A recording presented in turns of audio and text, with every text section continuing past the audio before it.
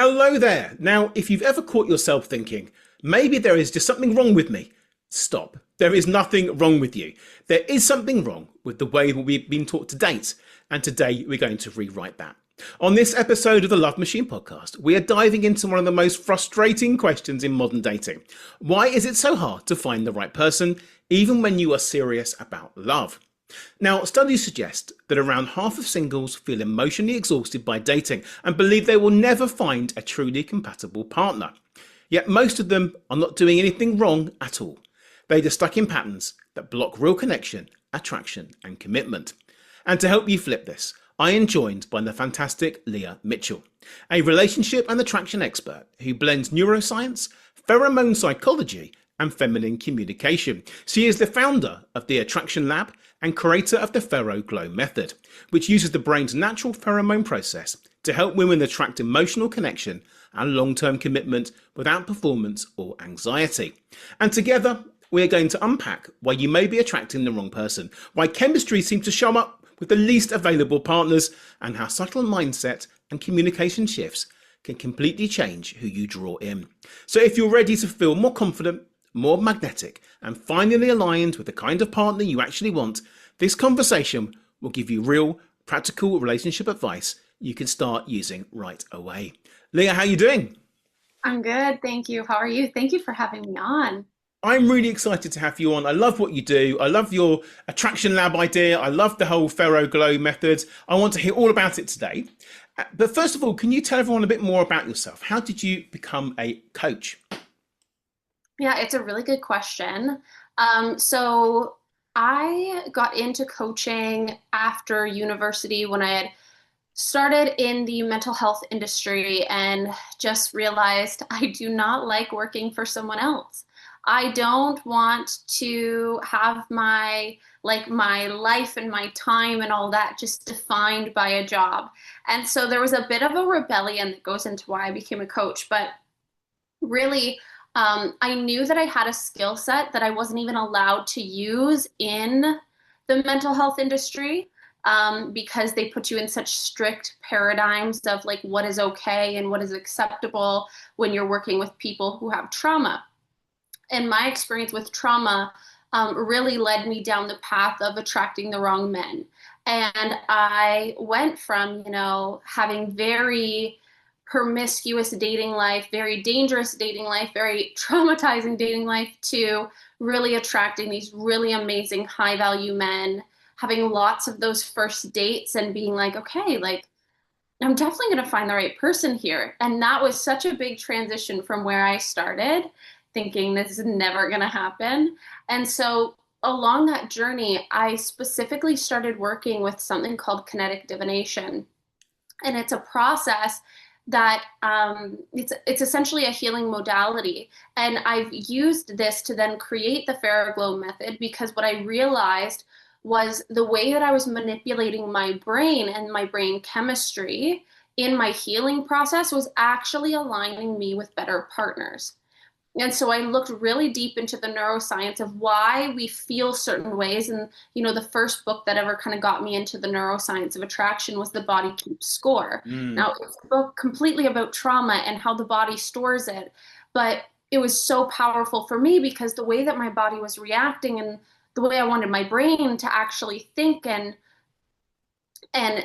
receive information was totally like mixed up. Like nothing was correlating properly. And I was like, what has happened to me? Like, this is so strange. I didn't grow up with anxiety as a kid, and now I'm like riddled with it. And so looking at how the brain works and how trauma is formed, it also taught me so much about why we attract certain people and what's actually going on in our brains based on the reality we're perceiving that shifts the kind of people that we attract, the way we attract them, the kind of relationships that we have. And so that fascinated me. And so I really wanted to combine the modality with what I had learned on neuroscience. And I had had a coach throughout my trauma as a very young person. I tried therapy and I very much believe in therapy, but the direction I went that I found most effective for me was coaching because I'm a very like productive everything needs to be productive, right? For me. So it's like that was so much easier for me to wrap my head around. And so, because I had such a powerful experience with coaching myself, I really wanted to make an impact on people. And seeing how I was able to take just such a crazy love life and build it into a beautiful marriage, I was like, oh, this is a calling. This is a sign. I've got to do this. And I'm fascinated by it too, which really helps. In like getting people results when you're super dedicated to your work because it's truly just fascinating, you end up doing a really good job at it. And so I really followed that sign, and that's how I'm here. I love that. What a wonderful story. It's amazing how many times that book, The Body Keeps the Score, does get mentioned on the podcast. And it's actually on my Amazon wish list at the moment. I'm going to get that at some point. I've got so many books I haven't read, but it's on there to add when I do get a chance to catch up on it. I must read it. It must be a very, very good book. I know the gist of it, of course. So you lived through the problem of picking the wrong men and having disasters like many people do, and eventually you have your happy ever after, which we'll come on to shortly as well. But Yeah. there's a lot to unpack of what you've just said there. So let's start. Well, the first issue is, of course, that many smart, successful women are very successful in their jobs. They enjoy their jobs. When it comes to love, they completely fail because they really do struggle to find the right person. And you mentioned, is it called the kinetic? What was the first thing called that you said?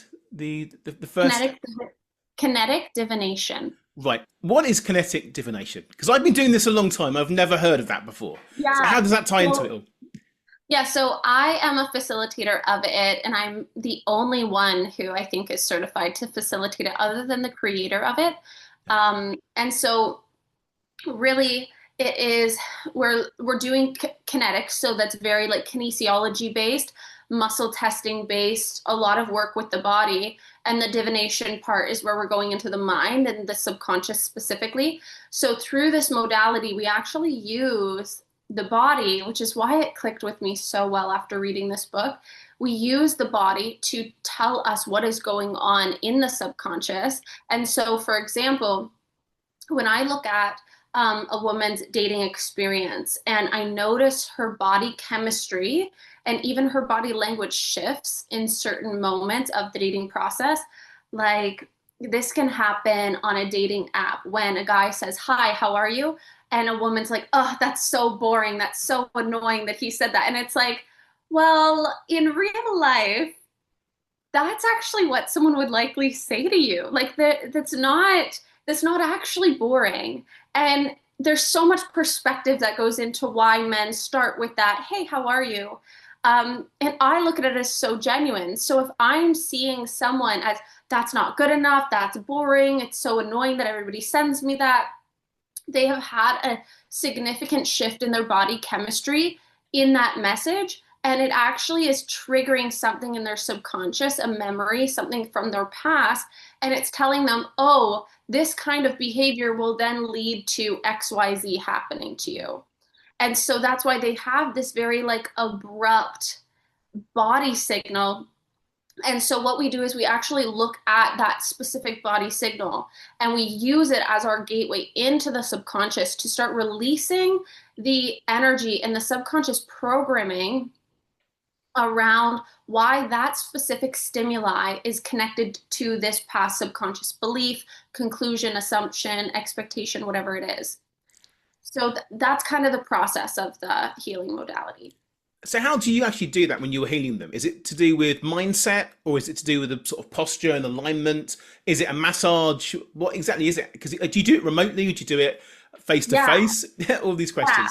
Yeah. So it's completely remote, and I actually put their brain through a process of telling them, okay, so like we're gonna think about this. You're gonna tell me where this feels in your body, and I'm actually putting them through a visual stimulating process in their brain to access their subconscious. Now, the first step of it, however, is activating the alpha brainwave, Mm.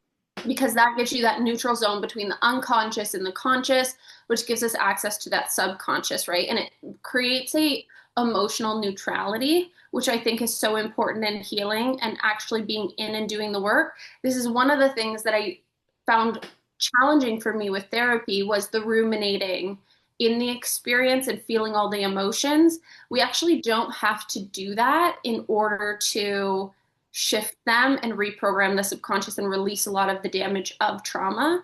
So that's something that I love about this is getting into that alpha brainwave from the very beginning. We're stabilizing that amygdala and getting into what we call emotional neutrality so that we can actually access that subconscious in a very painless way and remove and shift and like completely alternate the way that our brain is creating pathways between stimuli and reality. I love that. So it's like advanced NLP then, really, is it? In some way.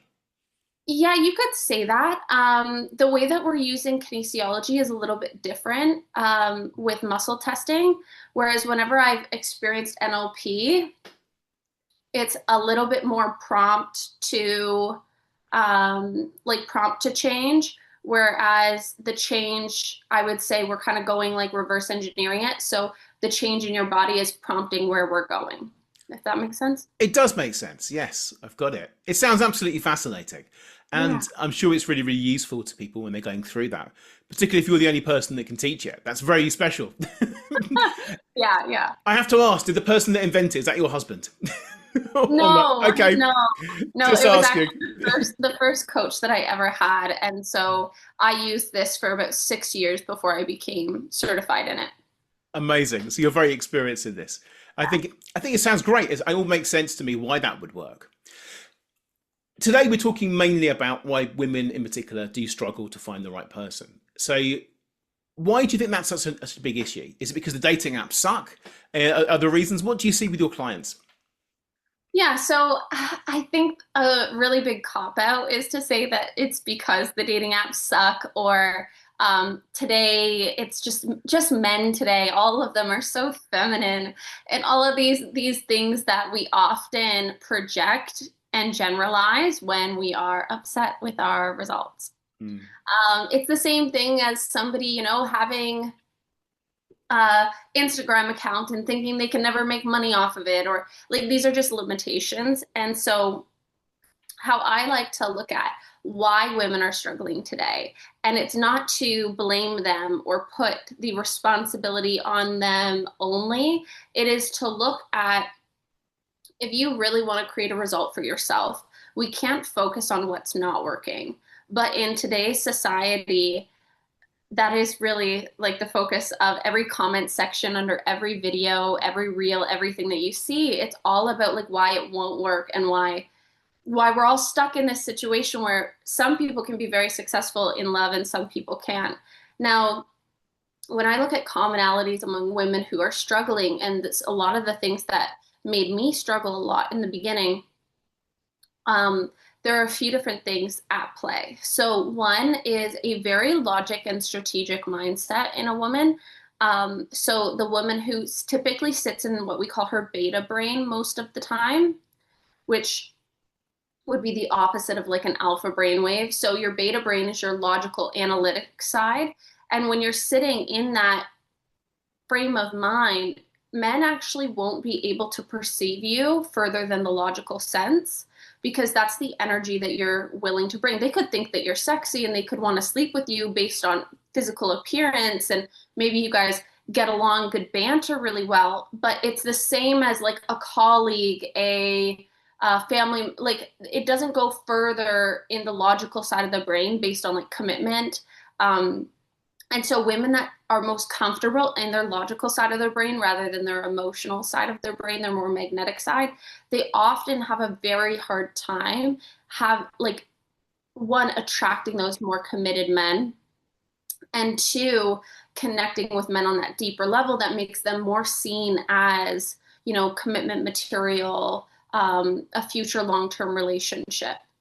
So when we're looking at why women today might not be having as much luck in love, I think a lot of it is because we also have to sit in that logical brain far more often. This was my issue was that I was coming out of, university, and I was very, very like logic was my safe zone, was my survival mode. It was all strategic. I was calculated about everything. And that is also how I was taught to be. My parents have three daughters, and all of us have really good jobs, and we're very strategic women. And so we think in a way that could also be seen as like traditionally masculine.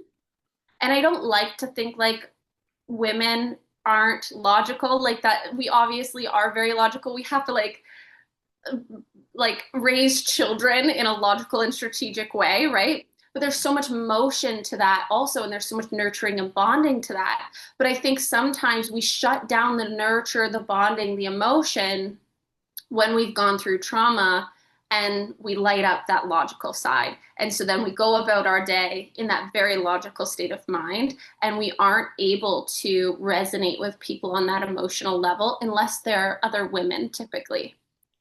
And so that really like puts a big knife in our attraction patterns. A lot of that is down to overthinking, really, Mm-hmm. and overanalyzing. Analyzing, overthinking, overgiving, fixing, solving, all the things. Yeah. All those problems that come into it. Absolutely. I think, yeah, and that's why working with a coach can work so well, to work that out and to work out what the balance is overall. Where do pheromones come into this? Because I want to hear about your PheroGlow method. I'll tell you my belief about pheromones. Sometimes over the years, I've been asked about pheromones for journalists and products that come out. In fact, going back at university many, many years ago, there used to be a spray that you could buy in the back of a magazine that it smelled the sky. I bought it for about £10 to be more successful in women when I was very, very young, about 18. And it didn't work. It stank. And that was all I know from it now. But I know that times have moved on. But we're not talking about sprays and perfumes, are we? We're talking about the natural pheromones that you specialize in. How does a woman release those natural pheromones and get into the state to do that? Yeah, so it's such a good question. And a lot of people think when they hear the PheroGlow method, I'm literally giving them like a perfume or something. It's so That's funny, why I'm clarifying it. right? Yeah. But really, we have to look at it as 90% of our mate selection, literally 90% of our mate selection is based on scent. So those are the pheromones, and unconscious patterns. Those affect pheromones. Okay. So we have two of these things that play really, really well into each other when they're playing in your favor, but they also work against you very intensely. Now we have what's called a chemical compatibility with everyone. A lot of people like to think of this, it's much easier to conceptualize as like an aura, but this is actually like scientifically proven that we walk around with a chemical compatibility radiating from us that people can feel. Okay, and when I'm talking chemicals, I'm talking about our neurotransmitters, so our oxytocin, our serotonin, and our dopamine, most often. We have vasopressin, like men have a lot more vasopressin, and so there's debates about what really attracts people to each other, but I'm going to simplify it. So when we are producing pheromones, it is because we are in that like state where we're always producing pheromones. However, the amount that we're producing is often affected by our unconscious patterns. So let's say that someone was raised in a household where, whenever they brought some emotion in, there was a lot of unavailability. There was a lot of shutdown or belittling, something that a lot of people experience now today, looking at like older generations and how they handled emotions. And so when that specific shutdown happened, you're going to actually spike in your cortisol. So that stress hormone that occurs. Now, when cortisol spikes, it dramatically decreases the amount of pheromones that you're creating. Okay? So high cortisol, high stress means low pheromones. Now, based on that chemical compatibility, when you have a low pheromone production, you are actually more attracted to and more attractive to lower quality partners. Okay? And when I say lower quality partners, it's a very offensive thing to say. But what I'm talking about is people who are struggling with things like addiction and emotional dysregulation and lack of stability and things like that, that create a lot of stress in their life that then lower their pheromone production. Okay. Now, very, very successful women can have low pheromone production because they're in that stressed zone so frequently. And even if they're not in the stressed zone when they're alone, like a woman who's like, oh no, like I love being single, I love being alone, and I'm ready to meet that person. That doesn't mean that the second you get on a dating app, you don't spike cortisol, or the second you're on a date with a man, you don't spike cortisol and start performing because that's what you think you need to do in order to receive love.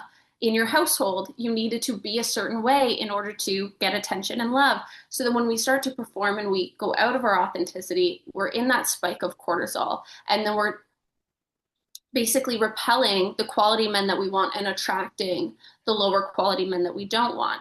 Now, how the PheroGlow method works to kind of combat this huge issue in what we're attracting is one, we're working with the unconscious patterns throughout this process, but I will just explain it in 3 very simple steps. Mm-hmm. So step 1, we are stabilizing your amygdala. So this is the part of your brain that actually triggers that cortisol to go through the roof and then decrease your pheromone production. So when we can stabilize the amygdala using an alpha brain wave, okay? So that was one of the first things I talked about, getting you out of that logical, strategic state of mind that's very survival based and putting you into an alpha brain wave, which allows you to access your magnetism, your most authentic version of yourself, your most unconditioned version of yourself. We are actually able to stop that cortisol from decreasing the pheromones, and we're able to start tapping into a man's heart when we're communicating with him. Okay, so instead of his logical mind, we're tapping into the more emotional mind. Okay. And how does someone do that? Do they listen to audios? I do that. I listen to alpha audios all the time because I heard there's so much you can do now. Even telepathy's proven to be using that. So how do you do that? Yeah, so a lot of people can listen to audios, but I have a very specific method that I thought you might do. that I put my clients through, and it takes about 4 seconds to get them to access an alpha brainwave. Why that's so effective is because then they can do it on dates. They can do it before their dates. They can do it in conversations with men when they specifically feel that energy shift or that like that cortisol, right? That stress, like that immediate getting pissed off or judging or feeling rejected or feeling anxiety, whatever that symptom is. That's where we go in and we specifically engage the alpha brainwave. Now, someone can absolutely do this through meditation. They can do it through intense exercise. I don't think those are very practical, though, for inside of your love life. Like, this is something that I still use if I notice I'm in a bit of a mood and, like, my husband walks through the door and I'm like, oh, I'm noticing everything he's not doing right now. So I'm going to go in and do my, alpha brainwave work, and I'm going to get into that more magnetic state because then I'm going to notice him start to be drawn into me, and that's going to make me soften and have that like intimacy and that intention and relax. And that's how I want to be, right? Mm-hmm. So that's part of like step 1. Now I'll get into step 2. It is activating your neurotransmitters. So that's your oxytocin, your serotonin, and your dopamine. Now, when we activate these, we actually increase pheromone production significantly. This is why if you've ever had the experience of like that for a lot of women, they will like go to the spa or get their hair done and they feel so freaking good after. Like there's so many women that will use like an aesthetic shift to feel so much better about themselves. Well, what happens in that process is somebody is taking care of you. Your hairdresser, your nail person, your like a massage therapist, and that them taking care of you, that nurturing is allowing you to actually increase that oxytocin, that serotonin, and that dopamine. And when that happens, you produce an insane amount of pheromones. So a lot of the time when women are leaving the salon, someone will buy their coffee at the next spot that they're at or something like that. And they're like, oh my God, this is magic. I'm so magnetic again. I just need to go get my hair done more often. No, we just literally need to be able to activate those neurotransmitters on the spot. And so this is part of when I go into the kinetic divination. So when I'm actually activating the neurotransmitters by going into their subconscious patterns that are stopping them from being activated. So I'm very like working in reverse, looking at what's blocking those from the way they should naturally be functioning. Okay. Right. Can men do this too, by the way? Yes, absolutely. Okay. Absolutely. Yeah. And so this is why men who exercise a lot and have really healthy habits and get a lot of good sleep and have a good job, they often are very sexy and attractive. And there's a reason for that, right? That quality person really comes from the way that he is producing consistent testosterone and pheromones regularly, right? So, the last step of this process is engaging your prefrontal cortex. Now, this is what I call like the feminine energy center of the brain. And it's very valuable for men to also be activating their prefrontal cortex as it is for women. But it's so significant for women, and it's physiologically a larger section in the brain in female brains than it is in male brains. So it's so, so significant. It's in charge of our high order functioning and our emotional regulation.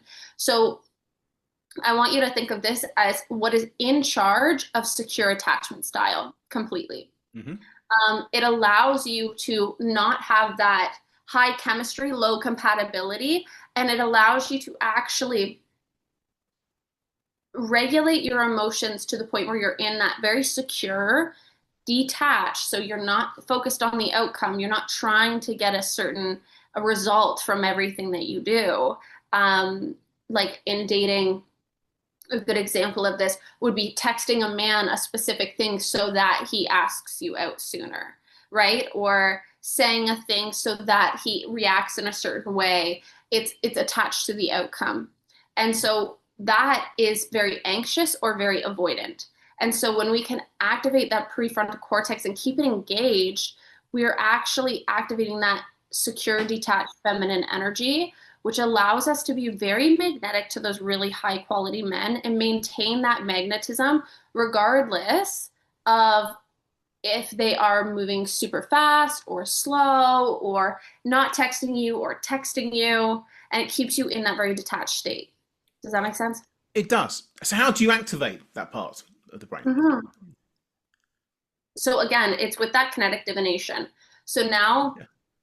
what I'm doing is we're not just releasing the energy and the subconscious beliefs, patterns, rules, assumptions, judgments that stop that neurotransmitter from being completely activated, but we are creating safety in engaging the part of your brain that actually was turned off when you were young and experiencing a lot of cortisol. Yeah. So children cannot survive experiences where there's no emotional connection if they are trying to always get emotional connection.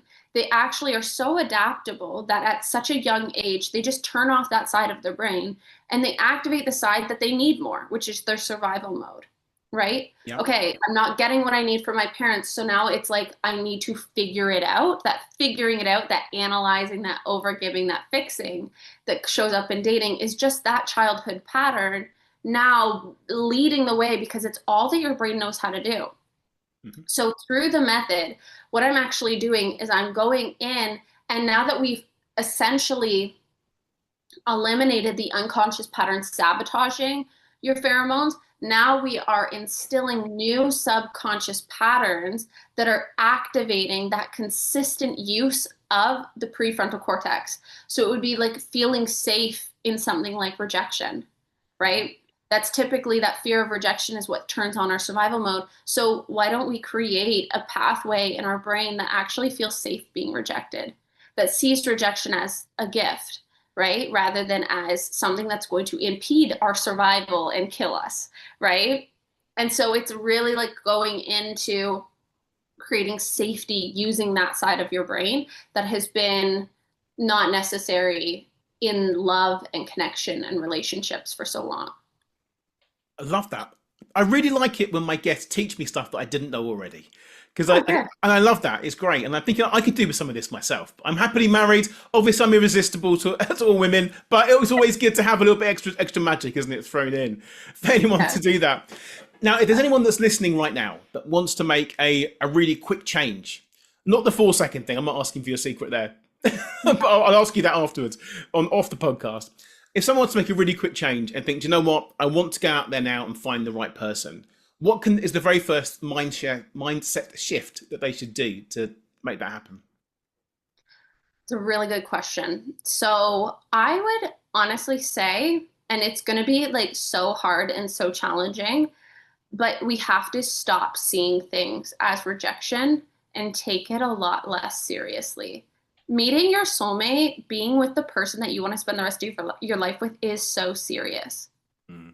But the idea that we need to go about it seriously is not the energy that you attract your future husband from. You are people that are playful together, that like truly they're the easiest person for you to be around. They're the person that every time something is going wrong, you want them there. Every time something's going right, you want them there. Their presence relaxes you. So if you want to attract that in a person, you have to approach dating from that energy because that is how he's approaching it. And so if you want to be on the wavelength that actually attracts that person in your pheromones, in your chemicals, you have to be able to show up in a very relaxed and detached way. And that's not getting so so affected by every man who doesn't work out, everyone that is the wrong one. We can't look at every time you don't match someone or they unmatch you or a date doesn't go well as evidence that it's not going to work out. We actually need to look at that as, okay, great. I got past another no, and I'm always getting closer to the yes, always getting closer to the yes. And that is a sense of relief every time you get that no, that this is actually always beneficial and helping you move in the right direction of your husband, of the feeling of that connection. I completely agree with you there. I love that you said playfulness as well. I teach playfulness to all my clients. Playfulness is the secret. We are just kids, really deep down, and that's what it's about: having fun, being playful. And you mentioned your husband. I have to ask the question: what was Yeah. it about your husband that made you think, "Wow, this is the one"? And where did you meet him? Yeah, so I met my husband on Tinder, Okay. but there's a little bit of a funny story to it. I'll try to keep it really short.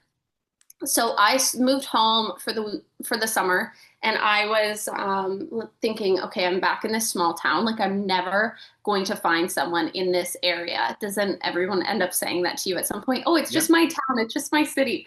I was that person that said that, and then I thought, but you know what? I'm not like gonna be single all summer. At least I'll like get a fling or something. Keep myself like entertained. And so I'm going on dates with like more local men and I'm literally hating my life. And I start working at a new restaurant. And was like my second job. So I had these new bosses that were only a little bit older than me. Like one was 5 years older than me, the other one was like 9 years older than me. And the one that was 5 years older than me, I hadn't known before. And I was scrolling his Instagram and I saw this picture of 5 men on this man's Instagram. And I saw just one of them. I was like, oh my God, who the hell is that? Like, I need to know who that man is. That is one of the most attractive men I've ever seen in my life. And so I go to work the next day. I'm like, what is his approximate location away from me?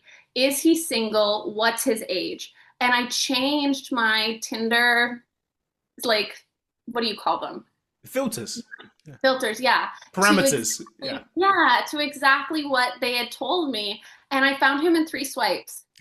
So then it was just kind of like history after that. But that first date was the most unconventional, most like not well planned out date. Like I ended up coming to him because, again, living in such a small town, there isn't a single good restaurant at this time in this town. So I'm going to go to him. I love the city that he's living in. And I get there and we had decided to just like keep it low key. I had already worked all day. I didn't want to go and sit in a restaurant when I had been working in a restaurant. So went, and I also knew his friends, so I felt safe going to his apartment. And I know that that's a really like controversial thing, but also at this time I was like, I really didn't care. And so I walked in, and one of the things he says is like, the second I met you, Leah, I thought, how the hell do I impress this woman? And it was that natural, like, confidence that I had taken into this date of just knowing he's at least going to be super attracted to me. That's kind of like, we might not click on other levels. At least he's going to be super attracted to me. That's my angle. I'm going to play into that. And he had gone out to get groceries for us for to make tacos together, and this man cannot cook, but he totally pretended that he could cook, and it went miserably for him. I'm watching him like cook, and the meat is sticking to the pan, and he's forgot the taco wraps, and it's just like the most messy random thing ever. And I ended up like helping him make these tacos, and then we sat down and essentially had taco salad. And we're laughing, and we talked like for so long, and it was such a low key, easy date, and we clicked so fast on such an authentic level. But it was the environment, the low key environment for me, which is what people are typically not going for anymore. And I don't blame women for wanting a dinner date. I had gone on so many dinner dates that were great. But there was just something so authentic and so special about the feeling that I had around him, that I wasn't trying to be something else. I was literally just like, this is good enough. He's gonna know my real friends. So I have to be myself from the very beginning. And that worked out. So your pheromones were just through the roof then, is what you're saying, effectively. Yes, yes, And all the exactly. playfulness, everything came into it, which is Yes. amazing. This leads on to my penultimate question, actually, that I ask everybody this year. And the question is this: do you believe in soulmates? Yeah, I do. I believe in soulmates, but I believe in them in a very unique way. Um, and so I'm gonna give the example of an extremely like healthy upbringing. And that is going to be really important to acknowledge in my explanation. Because if people didn't have this, they will have experienced something different. But I believe like my very first soulmates were my parents, Mhm. very nurturing, loved being parents throughout the whole thing. And that does not mean that they didn't traumatize me. That does not mean that they didn't make so many mistakes that I've had to like work through with the method in order to like meet my husband, in order to have a good pheromone production. There were definitely unconscious patterns that were created, big expectations. And so there are the problems, but they were truly those first soulmates for me. And so I look at soulmates as it doesn't even have to be romantic, because I would say that my next soulmate in life was one of the ponies that my mom and dad got for me as a kid. This was truly a soulmate connection, like the without words, you can absolutely communicate with this person. They are very safe. You feel very safe, but that doesn't mean that this pony didn't buck me off every now and then, right? And so it was like you grow together. We definitely grew together. And so I look at like this connection as a really good symbol of what it's really like in a relationship, is learning each other's boundaries, learning each other's buttons and what doesn't work and what does work, knowing that, yeah, you're going to get like thrown off every now and then. It's not going to work out all the time, but you're going to grow together and learn each other. And then there are going to be days where none of that matters, and you still are going to have a fight and you're going to have an argument, and it's okay. But I really like to look at those soulmate connections as not some divine thing so far outside of ourselves that decides who we're supposed to be with, but more a internal power in ourselves to decide who we're supposed to be with. And I think that happens right from your mom creating you in the womb and having that deep connection with your parents as your very first soulmates. And then through your life, you can have multiple. I love that. What a great answer. And I agree. They can be platonic soulmates. It can be animals. It can be anything. It can Yeah. be anything that can you have that connection with is what's important. So I love Mhm. that. Thank you so much for answering that so well. And the last question is, if someone wants to find out more about you, how do they do that?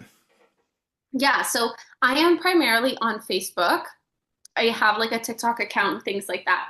But the best place to find me is Facebook. I'm actually, I'm running low ticket offers all the time. So vary around like the $50 offer just to come in and get a taste of how I work and my coaching, but also a really big benefit. So regardless of when this podcast is coming out, one of the ways that you can always get some value from my page is I have a free course, and it really teaches the dating strategy that I couple with all the things that we talked about today. So this is really like how I believe women should date in order to be the most successful. And I am combining brain science with this, but we couple that in my coaching with the PheroGlow method and all the juicy stuff. So if anyone is looking for that free resource, I'll definitely provide it. And we can get connected. Wonderful. If you send them to me, I will put them in the links and anyone can find them. But thank you so much, Leah. Absolutely wonderful conversation. I love it when I have to really, really pay attention to keep up, which I love that. I'm learning something new myself. So wonderful conversation. Hope we get to talk again. And thank you so much for joining me and sharing that today. Thank you for having me. This was lovely. Thank you. Bye for now. Thank you so much for listening. I'd love to give you a free copy of my latest book, which you can download right now from my website, jamespreece.com. If you enjoyed this podcast, I'd really appreciate it if you could share the love by taking a few seconds to write a positive review on the iTunes store right now. See you next time.